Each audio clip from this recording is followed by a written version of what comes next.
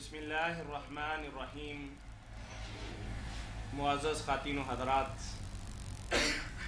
آپ کے پسندیدہ پروگرام فتاوی آن لائن کے ساتھ پھر آپ کی خدمت میں حاضر ہیں۔ کچھ عرصہ یہ پروگرام ملکی حالات کے باعث، بجلی کی لوڈ شیڈنگ کے باعث اور چند اور امور کے باعث یہ پروگرام کچھ عرصہ ہم آپ کی خدمت میں نہیں پیش کر سکے۔ آج سے پھر ہم اس پروگرام کا باقاعدگی سے آغاز کرتے ہیں۔ ہر اتوار عصر تا مغرب یہ پروگرام آپ کی خدمت میں پیش کیا جاتا رہے گا۔ مختلف کیبل نیٹ ورک کے ذریعے آپ اسے دیکھ سکیں گے۔ اپنے مسائل کے حل کے سلسلہ میں آپ ہمیں کال کر سکتے ہیں۔ کال کرنے کے لیے ہمارا ٹول فری نمبر ہے 0800-117777۔ یاد رہے کہ اس پروگرام میں حسب روایت اور حسب سابق ملک کی معروف مذہبی شخصیت مفتی اعظم پاکستان، متعدد کتابوں کے مصنف و مؤلف، وحدت امت کے داعی اور سب بھائیوں اور بہنوں کو ساتھ لے کر چلنے والی معروف علمی شخصیت محترم مولانا محمد اسحاق مدظلہ العالی آپ کی طرف سے آنے والی فون کالز اور براہ راست پوچھے گئے سوالات کے جوابات مرحمت فرمایا کریں گے۔ میں پھر بتاتا چلوں کہ یہ پروگرام فتاوی آن لائن ہر اتوار عصر تا مغرب آپ کی خدمت میں پیش کیا جائے گا۔ کال کرنے کے لیے ہمارا ٹول فری نمبر ہے 0800-117777۔ حسب معمول اور حسب روایت اس میں جوابات معروف علمی شخصیت محترم مولانا محمد اسحاق مدظلہ العالی دیا کریں گے۔ اور آج چونکہ ہمارے پروگرام کی ابتدا ہے اور پراپر طریقے سے ہم آپ کی خدمت میں پیش نہیں ہو سکتے، اس لیے آئندہ باقاعدگی سے یہ پروگرام ہوتا رہے گا۔ آج پروگرام کے حوالے سے، دعوت و تبلیغ کے حوالے سے گفتگو مولانا کی سنیں گے، تو اس لیے میں عرض کروں گا کہ مولانا محترم اپنے خیالات کا اظہار فرمائیں۔ جزاہم اللہ احسن الجزا۔ الحمدللہ رب العالمین والصلاة والسلام علی رسولہ الامین سیدنا و نبینا و مولانا محمد وعلی آلہ وصحبہ اجمعین۔ اما بعد، اللہ تعالیٰ نے ہمیں پیدا کرنے کے بعد چھوڑ نہیں دیا کہ ہم سرگرداں رہے اور مختلف وادیوں میں بھٹکتے پھریں۔ ہماری ہدایت کا انتظام فرمایا۔ جس دن سے انسان زمین پر آیا، حضرت سیدنا آدم علیہ السلام اور ان کے ساتھ اماں حوا، اسی وقت سے اللہ تعالیٰ نے یہ وعدہ فرما لیا کہ اما یاتینکم منی ھدی، میں تمہیں اندھیروں میں نہیں چھوڑوں گا، میری طرف سے ہدایت آتی رہے گی۔ جو اس ہدایت کی پیروی کریں گے انہیں کوئی ڈر غم نہیں ہوگا، جو نہیں قبول کریں گے ان کا انجام جہنم ہوگا، پھر وہیں وہ جلتے رہیں گے۔ تو اس وعدہ کے مطابق اللہ رب العالمین ہر علاقے میں، ہر قوم میں اپنے نبی اور رسول علیہ السلام بھیجتا رہا۔ قرآن پاک کا بیان ہے، کوئی قوم نہیں ایسی، کوئی علاقہ نہیں ایسا جہاں اللہ تعالیٰ کی طرف سے کوئی راہبر نہیں آیا۔ قرآن مجید میں جب ہم انبیاء علیہ السلام کے واقعات پڑھتے ہیں تو اچھے بڑے لوگ جو ہے نا وہ کہتے ہیں کہ یہ سارے وہ لوگ ہیں جو عرب میں اور شام میں، عراق وغیرہ میں پیدا ہوئے، باقی دنیا کا تو کوئی بیان ہی نہیں آتا۔ تو اس کا صاف سیدھا جواب دیا کہ جو پہلی کلاس تھی جس کو رسول اللہ تعلیم دے رہے تھے عرب، ان کے سامنے اگر ہندوستان، چین یا دوسرے علاقوں کے کسی پیغمبر کا ذکر آتا تو ایک بحث چھڑ جاتی کہ اس نام کا کوئی آدمی ہوا ہے یا نہیں، لوگ جانتے ہی نہ اس کو، تو فائدہ کیا ہوتا مثال دینے کا۔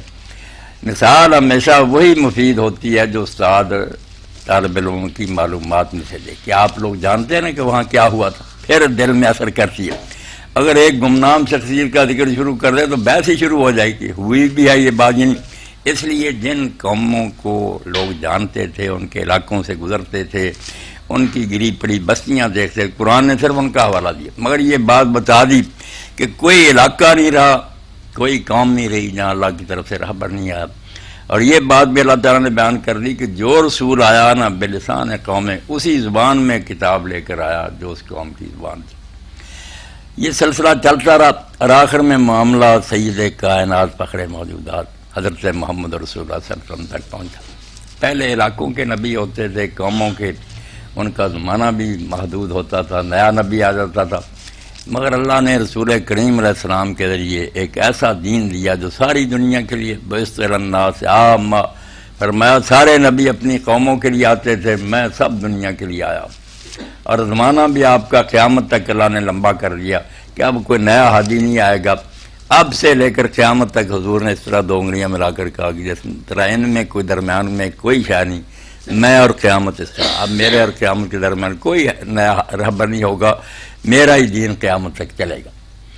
اور باقی ساری جو شریعتیں تھیں، ملتیں تھیں، ان کو اللہ نے منسوخ کر دیا کہ اب کوئی عیسیٰ علیہ السلام یا حضرت موسیٰ علیہ السلام کی شریعت پر چلے، حالانکہ وہ سچے نبی تھے، نجات نہیں پا سکتا۔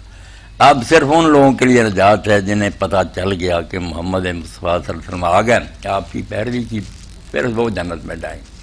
اللہ کے رسول علیہ السلام نے قسم اٹھا کر فرمایا کہ اس اللہ کی قسم ہے جس کے ہاتھ میں میری جان ہے، باقی امتیں تو چھوڑو، یہ بالکل قریب کے نبیوں کی امت ہیں۔ کسی یہودی اور نصرانی نے میرے بارے میں سن لیا اور اسے پتہ چل گیا کہ میں دنیا میں آ گیا ہوں، پھر ایمان نہ لایا، وہ جنت میں کبھی داخل نہیں ہو۔ تو نبی علیہ الصلوۃ والسلام اپنا کام کر کے چلے گئے، پورا دین امت کے حوالے کر دیا، وہ امانت ہمارے سپرد کر دی۔ اب امت کی ذمہ داری ٹھہری کہ قیامت تک جو لوگ آئیں گے وہ یہ تو نہیں کہ ہدایت کے محتاج نہیں، جس طرح پہلے لوگوں کو ضرورت تھی کہ کوئی رہبر آئے، اسی طرح اب بھی لوگ محتاج ہیں، کوئی انہیں دین بتائے۔ تو جب نبی بند ہو گئے تو آنے والی نسلوں کے لیے ہدایت کا کیا انتظام ہے؟ تو اللہ تعالیٰ نے فرمایا کنتم خیر امۃ، اب تم سب سے بہتر امت ہو، اخرجت للناس، جیسے نبی پیدا کیے جاتے تھے نبیوں کے بجائے اب اللہ نے تمہیں کھڑا کر دیا، تم نے لوگوں کو اچھائی کا حکم دینا اور برائی سے روکنا۔ میری اور آپ کی ذمہ داری ٹھہری کہ قیامت تک کلمہ گو خود بھی اس ہدایت پر چلیں، اور جو لوگ بے خبر اور ناواقف ہیں دوسری امتیں، ان تک بھی اس دین کو پہنچائیں۔ اسی فریضے کو تبلیغ کہتے ہیں کہ اللہ کا دین انہیں پہنچایا جائے۔ اور یہ اتنا نازک مرحلہ کہ جب عدالت ہوگی نا اللہ تعالیٰ کی، پہلے ہم کٹہرے میں کھڑے ہوں گے، ہمارا بیان ہوگا اللہ کے رسولوں کے ساتھ اس امت کا کہ تم نے باقی امتوں تک اپنے علم اور عمل سے دین پہنچایا۔ اگر ہم ثابت نہ کر سکے تو باقی امتوں کو معافی ہو جائے گی، ان کی جگہ ہم جیل میں بھیج دیے جائیں گے۔ اور اگر واقعی ہم نے ثابت کر دیا کہ دین ہم نے پہنچایا، پھر ان کی باری آئے گی تم نے اس کو کیوں قبول نہیں کیا۔ یہ بعد کا مرحلہ، پہلے اس امت کا ہی نہ حساب ہوگا۔ تو اس سے آپ اندازہ کر لیں کہ جو علامہ اقبال کہتے ہیں نا، تا نہ خیزت بانگے حق ظالم میں گر مسلمانی نے آسائی میں، جب تک پوری دنیا میں اسلام کا آوازہ بلند نہیں ہوتا، اگر تم مسلمان ہو تو تم ایک گھڑی کے لیے آرام نہیں کر سکتے، تمہیں چھٹی نہیں، تمہیں ایک ایسی فوج اور پولیس ہو جن کی ذمہ داری ہے کہ وہ اللہ کے اس دین کو دنیا میں نافذ کرے، لوگوں تک پہنچائے۔ اس لیے یہ پروگرام جو ہو رہا اور اسی طرح دینی مجلسیں، یہ کوئی چھوٹی بات نہیں، اس فریضہ کی ادائیگی کی ایک کوشش ہے جو ہمارے ذمہ ہے کہ اللہ کے رسول سے جو دین ہم نے لیا ہے سب ناواقفوں تک پائیں۔ مسلمانوں میں سے کوئی نہیں دین جانتا، اس کو بھی باخبر کریں، اور دوسری امتوں کو کوئی دعوت دیں کہ تم لوگ اس روشنی کی طرف آؤ۔ کسی کو کوئی اعتراض ہے، کوئی سوال ہے رسول اللہ کی نبوت پر تو پوچھے، اپنا اطمینان کرے۔ تو الحمدللہ کچھ تعطل کے بعد یہ پروگرام اب بحال ہو رہا، اللہ توفیق دے یہ دائم و قائم رہے، چلتا رہے، اور اللہ تعالیٰ ہمیں حق کہنے کی توفیق دے، حق بات سجائے، حق ہی ہم لوگوں کو بتائیں، نہ خود گمراہ ہوں نہ لوگوں کو گمراہ کریں۔ تو اللہ کی مدد اور نصرت کے ساتھ ہم اس کو شروع کر رہے ہیں انشاءاللہ۔ آج سے ابتدا ہے، اس لیے کچھ دیر ہوگی، مغرب سے تک، عصر کے بعد مغرب تک یہ پروگرام انشاءاللہ ہوا کرے گا، اور ہر بہن بھائی کے لیے صلاح عام ہے، جو بچہ بچی دین کی کوئی بات پوچھنا چاہتا ہے، مسلم ہو غیر مسلم، سب ہمارے بھائی ہیں، اولاد آدم میں پوچھیں، ہم فراخ دلی سے پوری محبت اور خیر خواہی سے اس کے جواب دینے کی کوشش کریں گے۔ بس توفیق بید اللہ، اور ساری توفیق اللہ کے ہاتھ میں۔ اب تھوڑا وقت ہے تو آپ کوئی پوچھنا چاہتے ہیں مولانا، ایک آپ کی خوبصورت گفتگو سے میں ایک سوال میرے ذہن کے اندر آیا کر رہے ہیں سوال، جو ہمارے عمومی معاشرہ کے اندر یہ بات پائی جاتی ہے کہ ہم اپنی دکانداری کے حوالے سے، تجارت اور زراعت کے حوالے سے تو بڑی محنت کرتے ہیں، سٹرگل کرتے ہیں، دوڑ دھوپ کرتے ہیں، لیکن جہاں تک اعلاء کلمت اللہ کی اور غلبہ دین کی بات ہے تو ہم کہتے ہیں کہ اللہ اچھی کرے گا، اللہ کامیاب کرے گا، اللہ کائنات کے اندر اسلام کو غالب کرے گا، جبکہ ہماری صرف دعا کی حد تک یہ یا خواہشی حد تک یہ بات ہے، لیکن عملی اعتبار سے ہم شاید اس کے اندر کوئی قدم اٹھانے کے لیے تیار بھی نہیں۔ میں نے جب بات بیان کی نا، خود میرے ذہن میں بھی اس کی پوری طرح اہمیت جاگ گئی ہے، اور آپ بھی میری طرح یہ کہ سمجھتے ہیں کہ نفل کام ہے، ہو گیا، حالانکہ ہر شخص جس جگہ مسلمان بیٹھا اس کے لیے لازم ہے کہ زبان سے یا اپنے عمل سے نہ وہ مظاہرہ کرے کہ اسلام یہ نمونہ چاہتا ہے، اس کے کردار سے اور اس کی گفتار سے نا لوگ دین سیکھیں۔ یہ اتنا بڑا ہم معاملہ سورہ نساء، اللہ کے رسول علیہ السلام نے ایک موقع پر فرمایا عبداللہ بن مسعود رضی اللہ عنہ سے کہ مجھے قرآن سناؤ، قرآن شریف پڑھنے لگے۔ تو جب اس آیت پر پہنچے نا کہ اس وقت کیا حال ہوگا جب اللہ تعالیٰ ہر امت میں سے ایک گواہ طلب کرے گا، اور اللہ کے رسول مجھ کو بھی گواہ کے طور پر بلایا جائے گا، پہلے آپ سے بیان لیا جائے گا کہ دین پہنچایا۔ تو اتنا اثر ہوا اس منظر کا حضور پر، قیامت کا دن میں تنہا کھڑا ہوں، لاکھوں کروڑوں انسان ایک طرف کھڑے ہیں، اگر میں ثابت نہ کر سکا کہ میں نے دین پہنچایا ہے تو کیا انجام ہوگا۔ وہاں پھر نبی کریم صلی اللہ علیہ وسلم کے ٹپ ٹپ آنسو گرے، داڑھی مبارک تر ہوئی، اور آپ نے کہا عبداللہ بس۔ تو اس سے اندازہ کریں کہ کتنا یہ خطرناک مرحلہ ہے۔ مسلمان ہونا شرف بھی بڑا ہے، ہم حضور کی امت ہے، مگر معاملہ نازک بھی بڑا ہے کہ جتنی مخلوق گمراہ مرے گی نا، عیسائی، ہندو، یہودو، ان کا جواب ہمارے ذمہ ہوگا نا کہ تم لوگوں نے کیوں ان تک دین نہیں پہنچا۔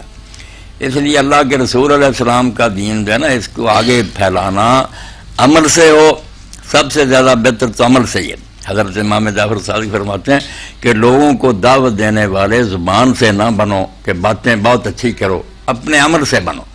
تمہارے کام کو دیکھ کر ہر شخص سوچنے پر مجبور ہو جائے کہ یار کس امت کے یہ لوگ ہیں جو اتنے اچھے کریکٹر کے ہیں۔ اب ہمارا جو حال ہے توبہ اللہ بنا دے، امتی باعث رسوائی یہ پیغمبر ہے۔ ہم میلاد مناتے ہیں، جھنڈیاں خوشیاں حضور کی کر رہے ہیں، حال یہ ہے کہ پوری دنیا میں ہماری وجہ سے رسول اللہ کی بدنامی ہے کہ یہ ہے آپ کی امت۔ کافروں میں کچھ اچھائیاں ہیں، یہ مسلمان ہیں ہم کی امت، توبہ اللہ اپنا دے، کوئی برائی ایسی نہیں رہی جو ان میں جمع نہیں ہوگی، تو بدنامی کر رہے ہیں۔ آپ ایک واقعہ سن لیں کہ کردار کا اثر کیا ہوتا۔ مدینہ شریف میں ایک شخص گیا تھا، مجوسی آتش پرست کافر تھا، حضرت امام جعفر صادق سے ملا، انہوں نے اس کو دین سکھایا تو مسلمان ہو گیا۔ واپس جانے لگا تو آپ نے پوچھا وطن میں تیرا کوئی ہے؟ اس نے کہا صرف ایک بوڑھی ماں ہے۔ تو آپ نے فرمایا کہ تم اس کو نا یہی بتانا کہ میں اسلام لے آیا ہوں، نہ اس کے سامنے نماز پڑھنا، بڑا صدمہ ہوگا، عمر گزری اس کی اپنے دین پر، دکھ ہوگا کہ میرا بیٹا دین چھوڑ گیا۔ باقی سلوک اس سے بہت اچھا کرنا، اتنا نیک سلوک کرنا کہ اماں پوچھنے پر مجبور ہو جائے کہ بیٹا اس طرح نیک کس نے تمہیں بنا دیا۔ چلا گیا، نماز چھپ کر پڑھ لیتا، مگر خدمت بہت کرنے لگا، پہلے سے بہت زیادہ اچھا سلوک کرتا۔ ماں کریتی رہی کہ بچہ تو پہلے بھی کوئی اتنا برا نہیں تھا، مگر یہ کیوں اتنا نیک ہو گیا؟ ٹالتا رہا کہ نہیں اماں میرا یہ فریضہ۔ آخر ایک دن اس نے کہا کہ ایک ملک عرب، وہاں ایک شہر ہے مدینہ، وہاں میں گیا تھا تو ایک نیک آدمی سے ملاقات ہوئی اور اس نے مجھے ہدایت کی تھی کہ اماں کی بہت قدر کرنا، اس لیے میں خدمت کرتا ہوں۔ تو اماں نے نبیوں کے بارے میں سن رکھا تھا، اس نے کہا کہ وہ شخص ضرور نبی ہوگا۔ تو اس آدمی نے کہا کہ نبی نہیں، نبی کی اولاد میں سے تیسری چوتھی پشت میں۔ تو اماں نے کہا جس کی اولاد کا یہ حال ہے وہ نبی خود کیسا ہوگا؟ پڑھا مجھے کلمہ، اور یہ بات امام نے کہی تھی کہ اگر تو میری نصیحت پر عمل کرے گا تو جنازہ اس کا تو پڑھے گا، وہ مسلمان ہو جائے گی اور تو اس کا جنازہ پڑھے گا۔ کردار اپنا بہت اچھا رکھنا، یہی بات ہوئی کہ اسی دن اس نے کلمہ پڑھا، رات فوت ہو گئی، صبح اس نے اس کا جنازہ پڑھا۔ اس لیے اگر ہم اپنے کردار سے، اپنے عمل سے لوگوں کو متاثر کریں اور دین کی طرف دعوت دیں، وہ زیادہ کارگر نسخہ، کیونکہ 1000 لفظ کے مقابلے عمل کی ایک پڑیا ہی بہت ہے۔ باتیں اگر ہم بہت اچھی کریں، کام نہ کریں تو کیا کافر متاثر ہوں گے؟ تو دین کو اپنے عمل سے لوگوں کے سامنے ظاہر کریں، زبان سے اور تحریر کے ذریعے بھی پہنچا سکتے ہیں، ان آلات کے ذریعے تبلیغ کر سکیں، سب ہماری ذمہ داریاں، اور اس کے لیے کوئی بہت بڑا عالم ہونے کی ضرورت نہیں، ہر شخص کو کچھ نہ کچھ، جیسے اللہ کے رسول علیہ السلام نے فرمایا بلغوا انی ولو آیا، میری طرف سے پہنچاتے جاؤ، بے شک ایک ہی بات تمہیں معلوم ہو، دین کی ایک ہی سیکھی ہے، وہی جہاں بیٹھو موقع ملے بیان کر دو، آگے کو عمل کریں تو ان کی خوش قسمتی، ورنہ آپ تو بری ہوں گے نا، اللہ تعالیٰ کی عدالت میں کہہ دیں گے کہ جو مجھے پتہ چلا تو میں نے تو ان کو بتا دیا۔ مولانا عمومی طور پر لوگ ہمیں نماز کے بارے میں حج کے بارے میں، زکوٰۃ کے بارے میں مختصراً سوال کرتے ہیں، لیکن عملی زندگی کے اندر اسلام ناپ تول کے حوالے سے، معاملات کے حوالے سے، ہمسائے کے ساتھ برتاؤ یا بڑوں کے ساتھ ہمارا کیا رویہ ہونا چاہیے، یا لین دین کے معاملات کے اندر ہمیں کس طریقے سے ایک اچھا اور سچا مسلمان ہونا چاہیے، اس کے بارے میں لوگ عمومی طور پر عدم توجہی کا اظہار کرتے ہیں۔ یعنی بہت اچھی نماز پڑھنے والے کو بھی آپ معاملات کے اندر قدرے اچھا نہیں پائیں گے، معذرت کے ساتھ۔ بس جی اسی سبب سے خرابی یہ آ گئی کہ ہمارے ذہنوں میں دین کا تصور جو تھا نا وہ مذہب میں تبدیل ہو گیا کہ عبادت گاہ کی حد تک اللہ کو سجدہ کرو، دعائیں کرو، نمازیں پڑھو، باہر نکل کر تم آزاد ہو، جیسے چاہو کماؤ کھاؤ، تمہارے مذہب کو اور دین کو کوئی نقصان نہیں پہنچے۔ اس نے بالکل نہ سب کچھ تباہ کر کے رکھ دیا۔ اگر سمجھیں کہ اللہ تعالیٰ نے جو دین اتارا نا وہ مسجد کے دائرے میں نہیں منحصر، ساری زندگی اس کی گرفت میں ہے۔ ہم اپنے بال بچوں میں بیٹھے ہوں اس وقت بھی دین کو ہدایتیں دیتا، ہم تجارت کر رہے ہیں وہاں بھی بتاتا۔ اسی لیے حضرت علی رضی اللہ عنہ کے بارے میں آتا، درہ لے کر بازار میں نکلتے تھے کہ پہلے جا کر کسی عالم سے سود اور حلال حرام کے مسئلے سمجھو، پھر آ کر تجارت کرنا۔ تو ساری زندگی عدالت میں کوئی جج بیٹھا ہے، کوئی دفتر میں افسر کام کر رہا، ہر معاملے میں اللہ کے دین نے رہنمائی کی ہے۔ اور رہنمائی بس آخری بات یہی ہے کہ اللہ نے تمہیں بیکار نہیں پیدا کیا، وہ دیکھ رہا ہے، ایک دن واپس لوٹنا ہے، اور اس نے پوری زندگی کا حساب لینا ہے کہ تم کیا کر کے آئے ہو، اور وہاں انجام جو ہے وہ بھی ابدی اور دائمی ہے، یا آگ میں چلے جاؤ گے یا باغوں میں ہوگے۔ یہ بات جب ذہن میں بٹھا دی نا دین نے، تو پھر فتوے پوچھنے کی ضرورت نہیں۔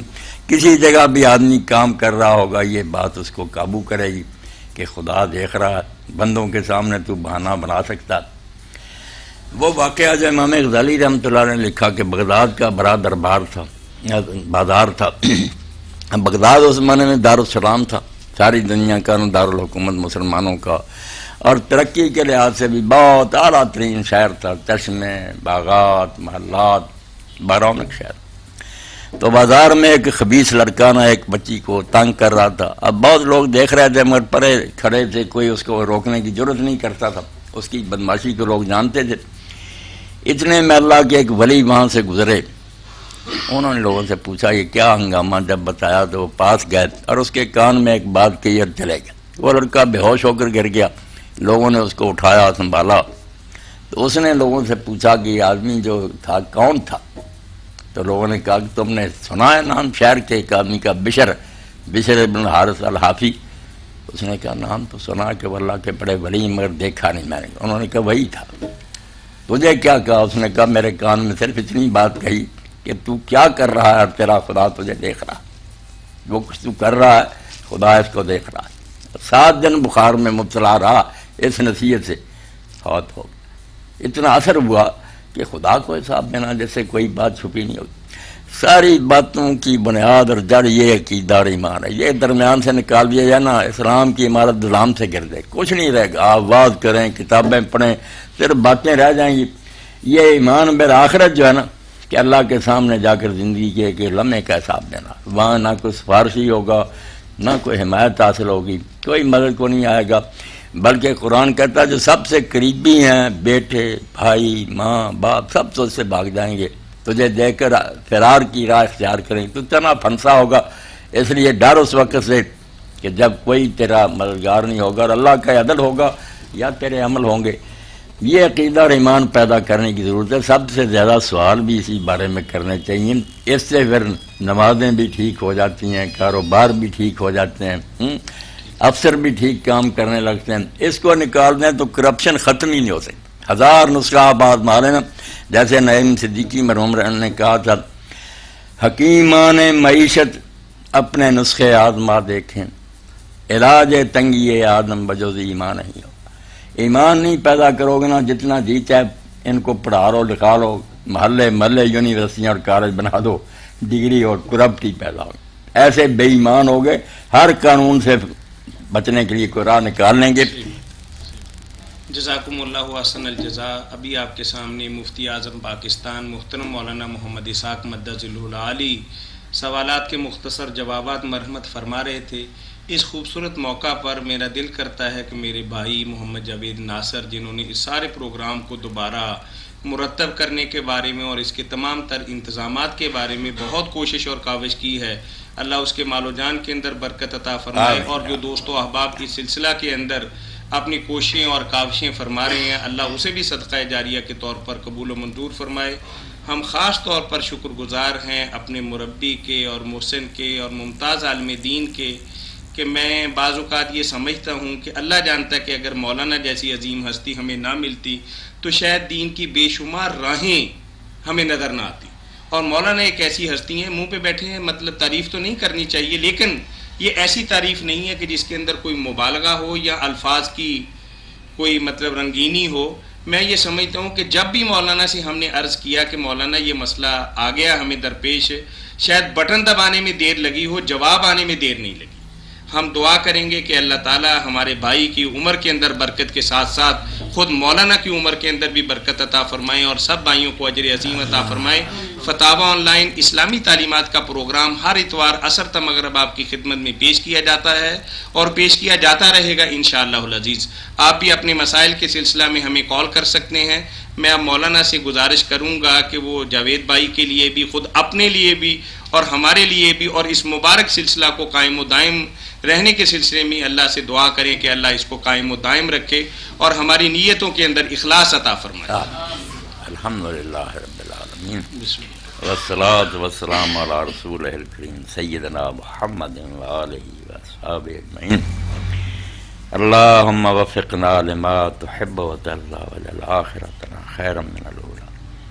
اللہم استعملنا بسنت نبیک وتوفنا علی ملتہ واعذنا من مضلات الفتن. ربنا لا تزغ قلوبنا بعد إذ هديتنا وهب لنا من لدنك رحمة إنك أنت الوهاب. ربنا آتنا في الدنيا حسنة وفي الآخرة. اللهم انصر الإسلام والمسلمين واخذل الكفرة. اللهم بارك لنا فيما رزقتنا واغفر لنا وارحمنا.